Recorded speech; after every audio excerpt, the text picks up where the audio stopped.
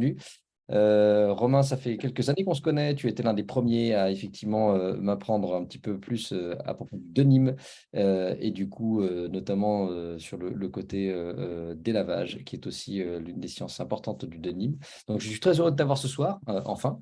Et du coup, bah voilà, pour finir cette première session en français sur effectivement les dessous, on va dire, du délavage de Nîmes, comment ça se passe, et de tout nous apprendre par rapport à ça, notamment les innovations en matière de sustainability. Donc, je te laisse, vu le contrainte de temps, y aller et je te remercie.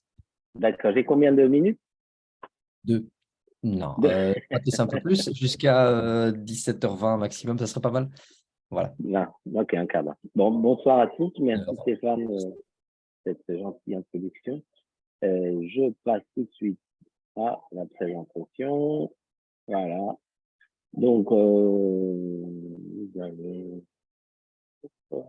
voyez tous bien mon écran? ouais, c'est parfait. Oui, c'est bon. Donc, Roman Artis, et je suis français d'origine. Je vis en Turquie depuis une vingtaine d'années dans le jean. J'ai connu Stéphane quand je travaillais pour une marque française.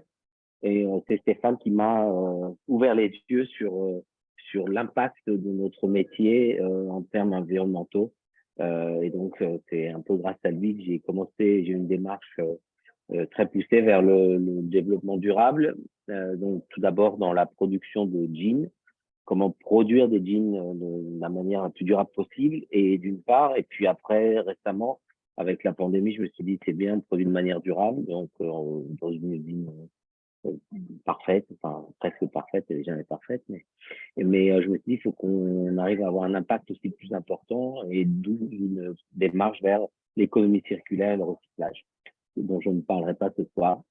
Je vais me concentrer sur le délavage. Donc, je suis investi auprès de différentes fédérations, que ce soit la Fédération des exportateurs de textiles turcs ou des producteurs de confection turque, ainsi qu'au Denim Deal.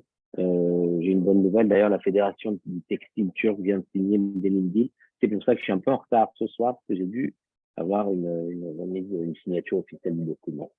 Donc, voilà, on est tous sur la même planète à ce jour. Donc, il faut vraiment on y fasse attention. Et nous, en tant que dénimiers, ça m'amène à la première question, en fait, c'est pourquoi l'élafron des jeans? Parce que si vous voyez au milieu de cette image, vous avez un jean sur la gauche là, avec la poche, qui est un jean brut, qui est durable, hein, qui pourrait être porté pendant 20 ans, prendre une belle patine. Et puis nous, ce qu'on fait dans le délavage, dans l'industrie, c'est que au bout d'un process de 4 à 5 heures cumulé en temps cumulé, en utilisant plein de produits chimiques, plein d'énergie, plein d'eau, on va lui donner cette patine de manière artificielle. Donc ça, c'est une question que je me pose. Je ne trouve pas d'industrie aujourd'hui, à ce jour, qui vont vieillir des produits artificiellement, comme on fait en ayant un impact colossal sur la nature. Donc ça, c'est une question pour répondre en Q&A. Pourquoi des jeans? Pourquoi la mode nous a-t-elle amené à avoir une tendance où on veut des jeans délavés, alors qu'on pourrait avoir un jean brut qui va durer la moitié de notre vie ou un tiers de notre temps de passage sur cette belle planète. Par rapport je vous laisserai répondre à la question individuellement. Pour en revenir au délavage, il se divise en général en trois parties. On a tout ce qui est process à sec, donc dry process, et les process humides. Donc les process, je vais vous détailler les process à sec. Ça va être l'application laser, donc qui va venir donner ces effets de moustache ou de pipi spray. Donc on utilise Photoshop pour ça. Donc on va dessiner les moustaches sur Photoshop, envoyer les dossiers à la machine, et la machine va donner les effets de moustache. La deuxième méthode, encore une méthode qui est utilisée sur certains tissus d'énigmes, sur certaines toiles, c'est de faire le brossage avec du papier de verre. Donc, au lieu que ce soit le laser qui va brûler la couche superficielle du jean, c'est du papier emery, de la toile emery, avec lesquels on va donner ces effets de moustache. Dans le travail à sec aussi, vous voyez, on a tout ce qui est grinding, donc les usures qu'on va appliquer en entrée de poche. C'est les destroy aussi qu'on va faire soit manuellement, ou au laser également. Et puis, on a aussi tout ce qui est le PP spray, donc c'est du permanganate qu'on va pulvériser. Parce que le permanganate, au moment quand il va être en contact avec de l'eau, il va être activé et il va blanchir la toile pour lui donner cet effet blanchi au niveau des jambes. Bon, après, le permanganate a aussi des effets négatifs sur l'activité aquatique. Vous voyez ici comment donc je joue la petite vidéo, comment on applique le permanganate donc avec un spray. Ici, on voit comment les moustaches sont faites, donc au papier de verre. Là, vous voyez donc un opérateur peut faire 400 pantalons par jour. Donc 400 celui qui va faire les moustaches et l'autre opérateur qui va faire les usures sur les jambes aussi à peu près. Donc c'est quand même, vous voyez que c'est encore très très manuel si on utilise du papier de verre. En remplacement du papier de verre, on a le laser, où là, vous voyez le laser, donc on a chargé le dossier dans la machine et le laser va venir marquer, donc c'est ces fumées bleues, c'est l'indigo qui se trouve brûlé. Voilà. Et ensuite, là, c'est les usures donc qu'on fait à l'entrée, souvent à l'entrée des poches ou en bas en bas de jambes pour donner cet effet d'usure. Donc, il y a énormément de process pour donner un look usé, naturel, entre guillemets. Là, c'est ce qu'on appelle tack. Les tacking, c'est des petits liens en plastique qu'on va placer à certains endroits, aux entrées de poche ou sur les côtés pour qui a donné un effet de contraste au niveau du délavage. Donc, extrêmement manuel. Hein. Chaque opération est faite par un opérateur. Et là, ça vous donne une idée comment on travaille les effets de laser sur la machine. Hop, pardon. Donc, le travail à sec, on a le travail à sec est terminé, on a le travail humide, donc en milieu à l'eau, où on va utiliser en général, donc vous voyez, ces pierres ponces, qui sont des pierres naturelles, extraites de carrières, qui se trouvent en Turquie d'ailleurs. Donc la pierre est naturelle. En revanche, la pierre, quand elle va. Pourquoi on utilise la pierre ponce? Parce qu'elle a un caractère abrasif au contact du jean et elle va donner une usure plus rapide que si on mettait juste des pantalons en cuve avec seul, quoi. Le problème des pierres ponces, c'est qu'à la fin du cycle de délavage, elles génèrent des boues. Donc, c'est des boues qui sont bleues avec dedans des molécules d'indigo, tous les additifs chimiques qu'on a pu utiliser, soit les enzymes, l'hypochlorite, l'hypo, donc le bleach, tout ce qui est adoucissant, tout ce qui est tous les produits que décrivait en gros Alberto. Donc, on essaie de remplacer ces pierres ponces, là, nous, depuis 1 an et demi, par des pierres EcoStone, qu'on appelle, donc des pierres en polymère. Parce que pour vous donner un ordre d'idée, nous, dans notre usine, on a plus de 1000 tonnes de pierres, de déchets de pierres ponces, de bouts de pierres ponces générés par an. Donc, on travaille vraiment à remplacer ces pierres ponces par l'EcoStone ou mélanger à des enzymes. Donc, en général, le délavage humide, le premier process, c'est desizing, puisqu'il faut enlever tout ce qui a été placé sur le tissu au moment de son tissage.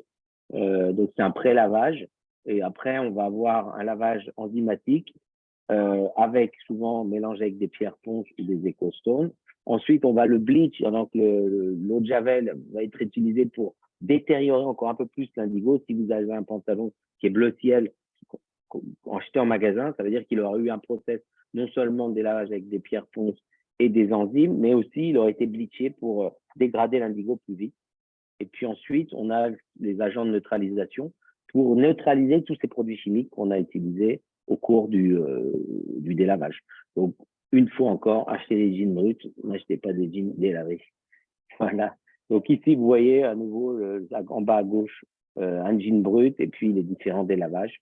Donc, c'est aussi ce qu'il faut comprendre, c'est que ces délavages sont faits à chaud aussi, à des températures de l'ordre les enzymes sont maintenant peuvent être actives au froid, donc 30, 20, 30 degrés, mais certains procèdent nous demandent d'avoir une eau à 60 degrés. ou 80 degrés. Donc, c'est pas seulement l'énergie utilisée pour chauffer l'eau est importante aussi pour avoir des produits chimiques actifs. Là, vous voyez les cuves. Donc là, c'est des cuves de délavage industriel. Donc, c'est des grosses machines à laver. Et là, l'opérateur a ajouté le produit chimique. Alors, ces machines, en général, ne font pas l'essorage. Donc, une fois qu'on a délavé les pantalons, on va devoir les essorer dans ces gros tambours pour retirer l'eau. Donc, ça tourne à peu près à 1000 tours minute. Donc, il faut imaginer que on a 120, 150 kilos de pantalons par cuve. Donc, c'est 150 kilos dans ces grands tambours. Avec la force centrifuge, ça fait plusieurs tonnes. Ici, vous voyez l'opérateur, au cours de son process de délavage, il va vérifier où il en est, puisqu'un process de délavage, c'est plusieurs opérations où on va prélaver, essorer, sécher parfois avant de refaire une opération comme la projection de le spray de permanganate, où on va faire une neutralisation, on va essorer, on va ressécher. Donc, c'est plein d'allers-retours en fait entre les différents postes de travail. Et la seule manière de voir si on a réussi à accrocher le ton du jean qu'on voulait, le ton d'indigo, c'est quand il est humide, en cours de process de délavage. Une fois que les process sont terminés, comme vous voyez là l'opératrice, elle vérifie les lots, les intensités de délavage, puisqu'on a une référence, et on va vérifier contre cette référence si on a atteint le résultat qu'on voulait. Par exemple, là, typiquement, on voit, elle travaille sur un appartement avec des 10 points, qui me navre à chaque fois que je passe dans les lieux de production. Bon, ici, donc on voit c'est des plus petites machines qui sont utilisées dans le centre de développement de notre usine. Et là, le doux bruit de la pierre ponce qui tourne dans la machine. Alors, la pierre ponce, non seulement elle produit des tonnes, des milliers de tonnes de boue, mais aussi elle détruit nos machines. C'est très abrasif, donc il faut vraiment s'en débarrasser. Donc l'impact du délavage, j'en ai un peu parlé, c'est un impact sur l'environnement. Donc on a un impact important en termes de consommation d'énergie, de consommation d'eau, d'énergie, et on développe des techniques de délavage plus durables. Donc c'est les principes sur lesquels on a développé notre usine. Donc là, par exemple, en gros, il faut compter actuellement 75 litres d'eau par jean en délavage industriel. C'est un minimum, parfois ça va à 120 en fonction des process de délavage, en fonction de l'intensité du délavage. Après, donc nous, personnellement, on recycle 95% de nos eaux usées. On a des machines avec des ratios eau produits plus basses. Et on a maintenant des traitements à base de mousse qui vont nous permettre de réduire l'utilisation d'eau. Mais il reste globalement, on a un impact colossal sur l'eau. Certains connaissent peut-être Marité et François Girbaud. François Girbaud est la personne qui a introduit le stonewash en France. À l'époque, son but c'était d'accrocher le délavage des Levi's vintage, mais maintenant il se sent tellement coupable parce qu'il a généré un secteur autour du délavage qui va du bassin méditerranéen à l'Amérique du Sud, l'Amérique centrale, à l'Asie Pacifique, à l'Asie du Sud-Est, Bangladesh, Birmanie, etc. Donc l'impact sur l'environnement est phénoménal, quoi, en termes de consommation d'eau ou d'énergie. Pour les produits chimiques, je ne vais pas m'étendre puisque la présentation vient d'être faite. Les boues aussi, j'ai déjà assez, je pense, mais je me suis étendu dessus. Donc, je veux finir par un peu vous donner encore une fois pour ceux qui sont prêts à entrer dans le métier, c'est ce sur quoi il faut qu'on travaille, quoi, tous ensemble. Donc, c'est de la responsabilité par rapport à ce qu'on produit, comment on le produit, la durabilité des produits, l'efficacité dans la production, la productivité essayer d'automatiser. Donc, automatiser, ça veut dire quoi? Ça veut dire qu'il faut arrêter ces tâches où on va faire des effets d'usure en bas des jambes de pantalon pour se rapprocher au plus possible d'un jean qui a 20 ans. Il faut qu'on soit même d'assurer la traçabilité, la transparence de ce qu'on fait, s'évaluer, mesurer ce qu'on fait. Bien sûr, il nous faut un retour sur investissement pour pouvoir continuer à être industriel, innover, bien sûr, collaborer et éduquer. Donc, éduquer, c'est ce qu'on fait ce soir, je pense, c'est qu'on essaie de faire passer des messages, vous montrer ce qu'il est possible de faire. Et puis, des choses sur lesquelles on doit travailler pour diminuer. Donc, la consommation d'eau.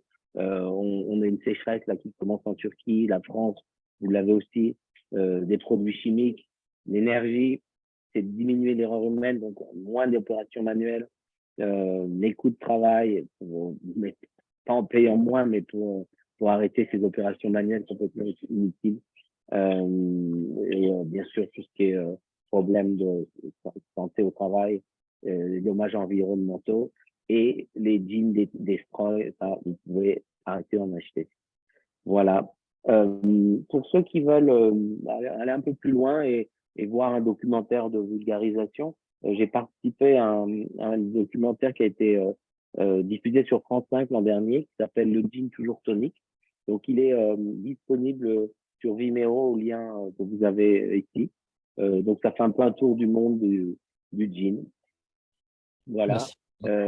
Et vous pouvez me contacter et voir aussi notre chaîne YouTube. On a des vidéos d'usine et différentes choses.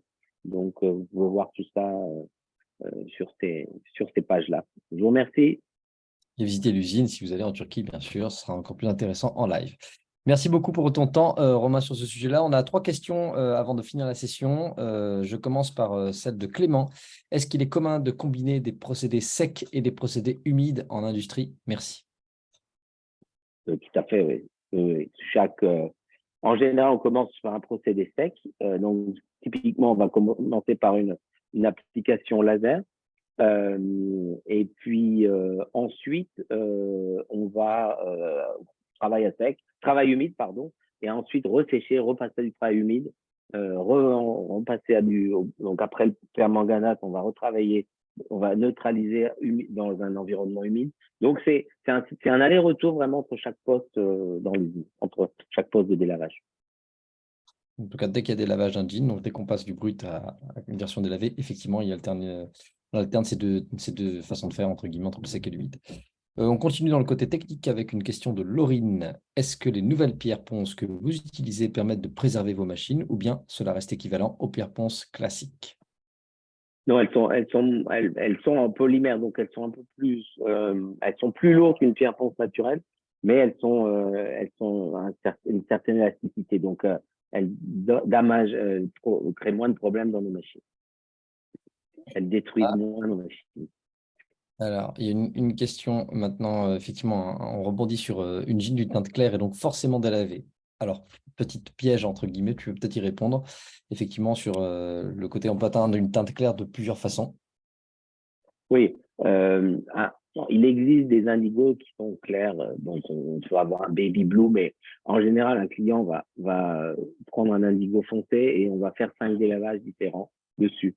Donc, on va avoir un rinse wash, par exemple, un dark wash, un mid, un bleach et un super tone. Donc, en général, à 90% aujourd'hui, quand c'est un jean clair, ça veut dire qu'il aura eu un délavage, un process de délavage très long avec du bleach, ou dans les marques les plus durables actuellement, on a des process de délavage à l'ozone aussi qui nous permettent de délaver sans utiliser de chlore en fait. Mais ça doit être 5% du marché, quoi. Donc oui, en général, jean clair égale jean à fort impact environnemental. Mathématiquement. On a encore alors, 2 questions et après, je pense qu'il va falloir qu'on passe à la suite. Mais quelle est la différence entre le bleaching et le chlorine? Aucune. Voilà, c'est juste des faux amis, mais c'est la même Ouais, chose. Et ouais. du coup, autre question, les émanations d'indigo au laser sont-elles dangereuses? Y a-t-il des équipements de protection? Oui, en fait, les fumées sont absorbées par la machine et filtrées. Donc, l'opérateur n'est pas exposé aux fumées. Oui, elles sont pas dangereuses, donc j'ai pas de chiffre exact, mais dès qu'il y a une fumée, de toute façon, il faut l'évacuer. Et donc, on a des cheminées d'évacuation, des fils, et c'est des choses qu'il faut inspecter. Donc, sécurité pour effectivement les travailleurs, sécurité Ouais. aussi pour Ah, ça, c'est pas ouais. rejeter quelque Sachant chose. que l'opérateur qui fait le papier émery aussi, il a en général un masque pour éviter les poussières parce que là, c'est physique, c'est mécanique, donc il y a des petites fibres de photons et d'indigo qui volent, donc il faut aussi s'en protéger.